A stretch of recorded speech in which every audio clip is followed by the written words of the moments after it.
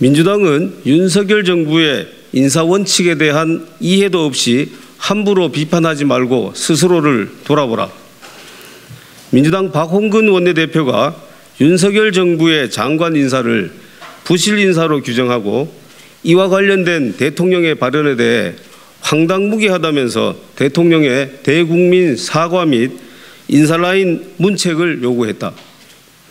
윤석열 정부는 문재인 정부의 인사 대참사를 반복하지 않기 위해 능력과 전문성을 기준으로 공정한 인사를 하고자 심혈을 기울여 왔으나 그 과정에서 일부 국민 눈높이에 맞지 않는 후보가 있었던 것도 사실이다.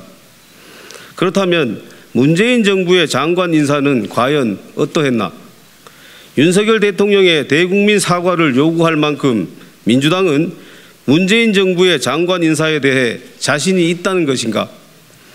문재인 전 대통령은 대선 후보 시절부터 인사 5대 원칙에 기반한 인사를 공약하면서 이 중 하나라도 위반할 경우 고위공직자로 등용하지 않겠다고 공언한 바 있다.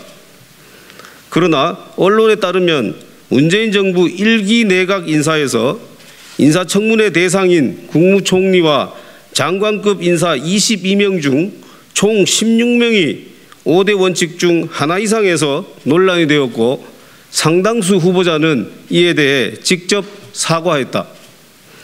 이후 문재인 정부는 기존 5대 원칙에 성범죄와 음주운전을 포함한 7대 인사 원칙을 발표했는 바 문재인 정부 인사청문 대상 중 총 112명 중 68%에 달하는 76명이 이 인사 기준에 미달했다. 이렇듯 본인이 국민들께 직접 약속한 5대, 7대 인사 원칙을 거의 지키지 않았음에도 문 전 대통령은 사과 한마디 하지 않았다. 주지하다시피 윤석열 정부의 인사 대원칙은 능력과 전문성이다. 지금까지 윤석열 정부의 후보자 중 능력과 전문성이 모자란다고 밝혀진 인물이 있었는가?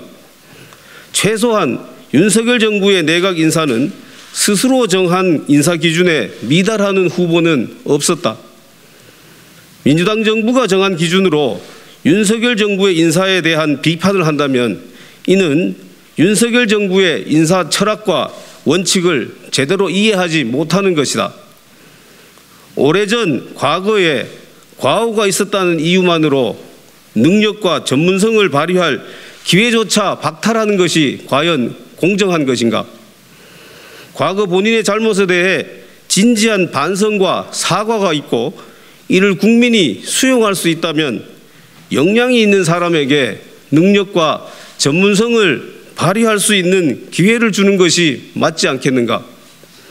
민주당은 비판을 하기 전에 우선 윤석열 정부의 근본적인 인사 철학에 대해 깊이 생각해 봐야 한다.